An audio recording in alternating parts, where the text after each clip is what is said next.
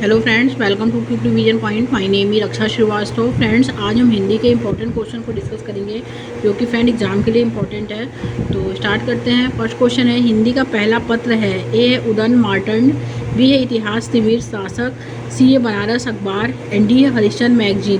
तो हिंदी का पहला पत्र जो है फ्रेंड वो है उदन मार्टंड। ओके, उदन मार्टंड जो है वो हिंदी का पहला पत्र है। Right answer is A. Next question है, कवि का स्त्रीलिंग क्या है? कवि का स्त्रीलिंग जो है वो है कवित्री। ओके, करेक्ट आंसर इस सी हो जाएगा। नेक्स्ट क्वेश्चन, प्रागैतिहासिक में किस उपसर्ग का प्रयोग हुआ है? प्रागैतिहासिक में किस उपसर्ग का प्रयोग है? ए है प्रा, बी है पाग, सी है प्राक एंड डी है प्रागैति। तो प्रागैतिहासिक में जो उपसर्ग का प्रयोग हुआ है वो प्राक उपसर्ग का जो है प्रयोग हुआ है। ओके, राइट आंसर इस सी हो जाएगा। नेक्स्ट क्वेश्चन, इनमें से जातिवाचक संज्ञा से भाववाचक संज्ञा का सही उदाहरण क्या है? ए है दानव दानवता, सर्व सर्वस्व, चतुर चतुराई, गाना गान। तो इनमें से जातिवाचक संज्ञा से भाववाचक संज्ञा का सही उदाहरण जो है वो है दानव दानवता। Okay, right answer is A. अत्यधिक का विलोम क्या होता है? तो ए है अनधिगत, बी है अत्यल्प, सी है अत्यधिक एंड डी है अंधीन। राइट आंसर इज बी, अत्यल्प। ओके, नेक्स्ट क्वेश्चन, अवाचिनी शब्द का विलोम होगा। ए है अधुनातम, ए है अधुनातन, बी है प्राचीन, सी है अध्यतन एंड डी है सनातन। तो अवाचनीय शब्द का जो विलोम होता है वो प्राचीन होता है। राइट आंसर इज बी हो जाएगा। नेक्स्ट क्वेश्चन, निमिष शब्द का पर्याय क्या है? ए है प्रकाश, बी है छिद्र, सी है पूर्ण एंड डी है क्षण। तो निमिष शब्द का जो पर्याय है वो है प्रकाश। Okay, right answer is A. आगे देखते हैं, उपत्यका। उपत्यका का अर्थ होता है, क्या होता है? ए है सूर्य जिस पर्वत के पीछे से निकलता है, बी है प्राणियों के पेट का एक अंग है, सी है पर्वत का शिखर है, डी है पर्वत के पास की भूमि है। तो उपत्यका का अर्थ जो है वो पर्वत के पास की भूमि है। राइट आंसर इज डी हो जाएगा। नेक्स्ट क्वेश्चन, आँख की किरकिरी होना का अर्थ क्या होता है? तो ए है अप्रिय लगना, बी है धोखा देना, सी है कष्टदायक होना एंड डी है बहुत प्रिय होना। तो आँख की किरकिरी होने का जो अर्थ होता है फ्रेंड वो होता है अप्रिय लगना। Okay, right answer is A. Next question, 12 बरस लौ कुकर जीवे अरु 13 लौ जिए सियार। यह पंक्ति किसकी है? तो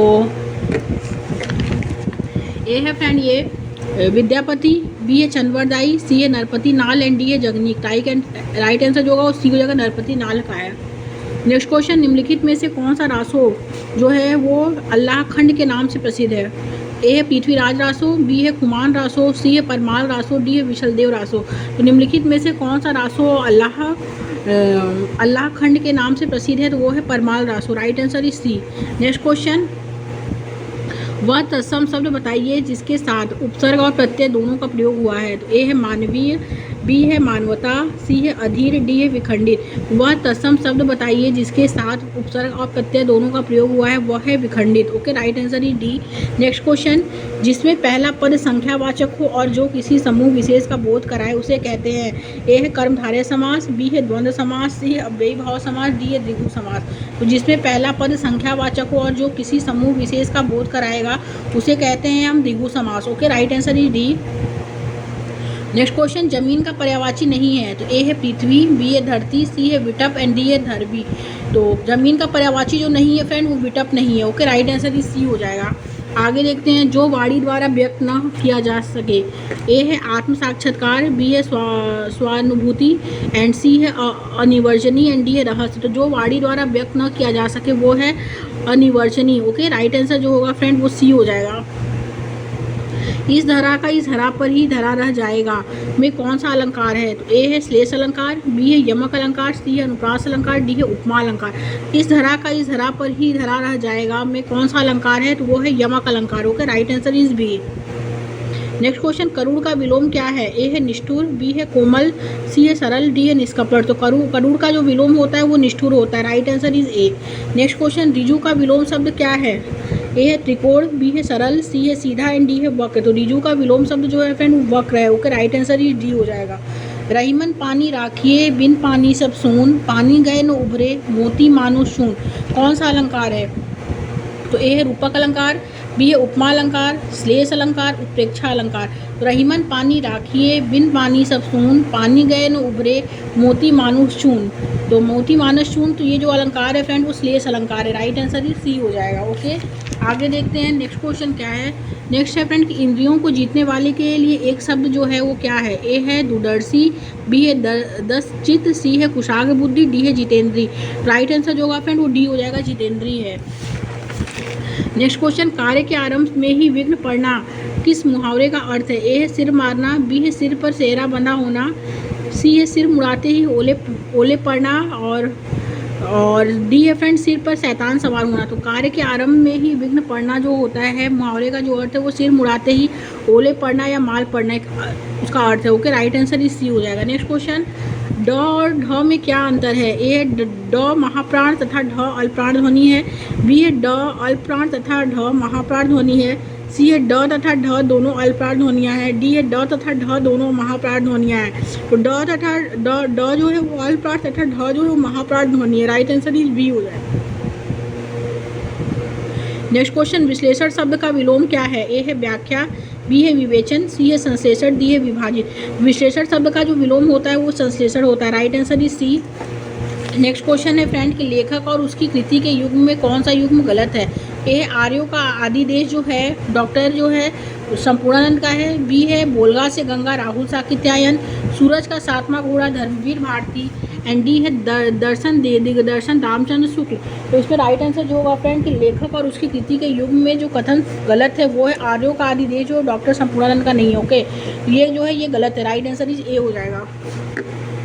आगे देखेंगे, चार गज मलमल में कौन सा विशेषण है। ए है संख्यावाचक विशेषण है, बी है गुणवाचक विशेषण है, सी है परिणामवाचक विशेषण है, डी है सार्वनामिक विशेषण है। राइट आंसर सी हो जाएगा, परिणाम बोधक विशेषण है। ओके, नेक्स्ट क्वेश्चन, सूरसागर किसकी भाषा की रचना है।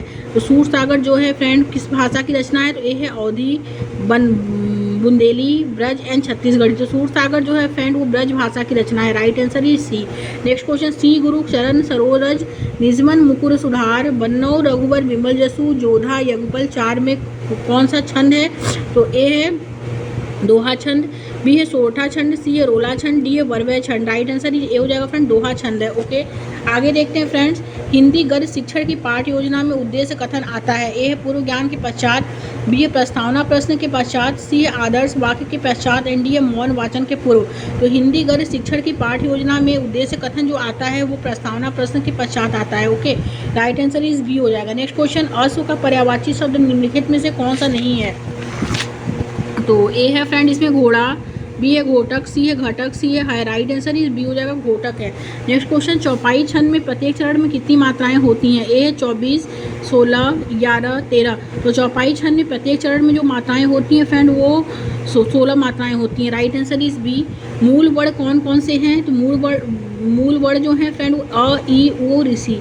बी है आ, ई, बड़ी ई, बड़ा ओ, एंड सी ए, ई और छोटी ई, एंड डी ओ, अंग, अह। तो मूल वर्ण में जो कौन कौन से हैं तो वो है फ्रेंड अ, ई, ऊ, ऋषि। Okay, right answer is A हो जाएगा।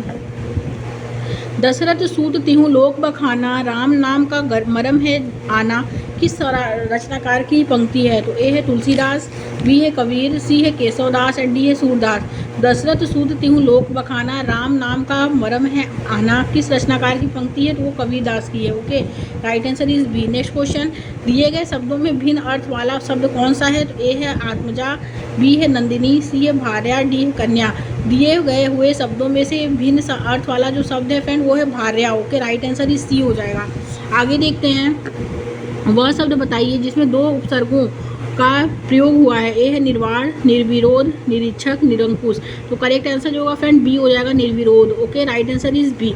नेक्स्ट क्वेश्चन, चौराहा शब्द में समास है। ए है कर्मधारय समास, बी है द्वंद्व समास, सी है द्विगु समास, डी है अव्यय भाव समास। तो चौराहा शब्द में जो समास है फ्रेंड वो है द्विगु समास। राइट आंसर इज सी हो जाएगा। इन शब्दों में से कौन सा शब्द हिंदी शब्दकोश में सबसे अंत में आएगा। ए है क्लीव, बी है क्रम, सी है कृषक, एंड डी है किसानु। तो इन शब्दों में से कौन सा शब्द हिंदी शब्दकोश में सबसे अंत में आएगा तो वो है cleave. Okay, right answer is A. Next question है, एक बार कहीं बात को दोहराते रहना, एक बार कहीं बात को दोहराते रहना वाक्यांश के लिए एक शब्द क्या है? ए है आगार, बी है प्राकस्थन, सी है शिष्ट शेषण, डी है प्रस्तावना। राइट आंसर इज सी, पृष्ठ पेषण है। ओके, पृष्ठ पेषण जो है वो एक बार कहीं बात को दोहराते रहना है। Okay, right answer is C. Next question, वह शब्द बताइए जिसमें संधि तथा प्रत्यय दोनों का प्रयोग हुआ है। तो संधि और प्रत्यय दोनों का जो प्रयोग हुआ है उसे हम क्या कहते हैं? उसे हम कहते हैं रंगीनियाँ। बी है ध्वसावशेषो, एल सी है अधीरता, एंड डी है संप्रत्ययवाद। तो राइट आंसर जो होगा फ्रेंड वो बी हो जाएगा, ध्वसावशेषो कहते हैं। ओके, नेक्स्ट क्वेश्चन, व्याकरण की दृष्टि से कौन सा शब्द अशुद्ध है? ए है विभीषण, बी है विरहिणी, सी है ग्रहणी, एंड डी है जगत गुरु। तो व्याकरण की दृष्टि से जो शब्द अशुद्ध है वो है विरहिणी। Okay, right answer is B हो जाएगा। नेक्स्ट क्वेश्चन, निम्नलिखित में मौखिक अभिव्यक्ति का रूप क्या है? ए है फ्रेंड शुद्ध वर्तनी, बी है सुलेख, सी है शुद्धलेख, डी है आशु भाषण। राइट आंसर जो होगा वो डी हो जाएगा फ्रेंड, आशु भाषण है। निम्नलिखित में से मौखिक अभिव्यक्ति का जो रूप है फ्रेंड वो आशु भाषण है। ओके, राइट आंसर जो होगा वो डी हो जाएगा। आगे देखते हैं फ्रेंड्स, नेक्स्ट क्वेश्चन क्या है, वनिता का प्रयोग किस धर्म में किस अर्थ में होता है? तो वनिता का प्रयोग किस अर्थ में होता है? तो ए है जंगल, बी है स्त्री, सी है पुस्तक, डी है व्यवसायी। तो राइट आंसर ए हो जाएगा फ्रेंड, जंगल के अर्थ में होता है। ओके, नेक्स्ट क्वेश्चन, रात दिन में प्रयुक्त समास कौन सा है? ए है तत्पुरुष समास, बी है द्वंद्व समास, सी है द्विगु समास, डी है कर्मधारय समास। तो तत्पुरुष शब्द रात और दिन में जो प्रयुक्त समास है फ्रेंड वो द्वंद्व समास है। राइट आंसर इज बी हो जाएगा। नेक्स्ट एंड लास्ट क्वेश्चन, नाक का बाल होना मुहावरे का अर्थ क्या है? अधिक समीप होना, कष्ट देना, अधिक प्रिय होना, पालतू होना। तो नाक का बाल होना मुहावरे का जो अर्थ है फ्रेंड वो है अधिक प्रिय होना। Okay, right answer is C हो जाएगा। Thank you friends.